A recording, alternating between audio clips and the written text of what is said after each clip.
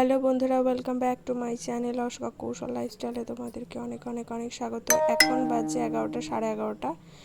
এখন বেরিয়েছি আমি শিবের মাথায় জল ঢালতে। আজকে শ্রাবণ মাসের প্রথম সোমবার।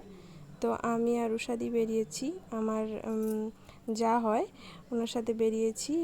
আমার বৌদি হয়, আমি দিদি বলি। তো আমাকে বাড়িতে ফোন করেছিল যে তুমিও তো উপোস করেছো, তো চলো একসাথেই মন্দিরে যাই। আমাদের বাড়ির কাছেই মন্দির, শিব মন্দির, তো চরকতলা বলি। তো তো এই দেখো মন্দিরে চলে এসেছি পুজো দেওয়ার জন্যে। এখানে শিব মন্দির, এটা শিব মন্দিরও, দুর্গা মন্দির এবং গণেশ ঠাকুরও আছে। তারপরে লক্ষ্মী বলছি, মানে কৃষ্ণ, রাধা কৃষ্ণ, তারপরে শনি মন্দির, মানে বড় ঠাকুরের মন্দিরও আছে এখানে। তো এ দেখো আমি এখন শিবের মাথায় জল ঢেলে নিচ্ছি। ভাবছি এবারে প্রত্যেকটা সোমবারই করব, মানে উপোস করব আর কি।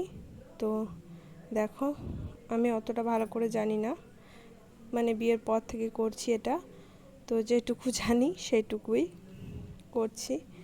আর ভেবেছিলাম শাড়ি পরবো, কিন্তু এত গরম যে শাড়ি পরার ইচ্ছা করলো না। একটা সবুজ রঙের চুড়িদার ছিল, তো ওটাই পরে চলে গেছি, দেখতেই পাচ্ছ। আর এত ঘেমে গেছি, দেখো পুরো চুড়িদারটাই ভিজে গেছে পেছন থেকে।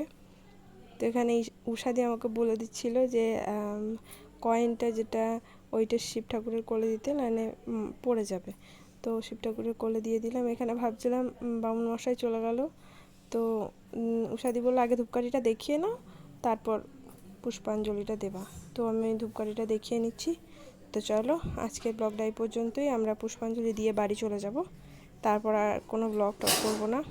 তো দেখা হচ্ছে পরে আবার একটা নতুন ব্লগে।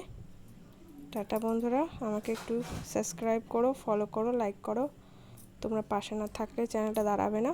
তো প্লিজ একটু লাইক করে দিও, একটু সাবস্ক্রাইব করে দিও, একটু শেয়ার করে দিও, আর কমেন্ট করো যে আমার ব্লগটা কেমন লাগলো। Thank you, tata.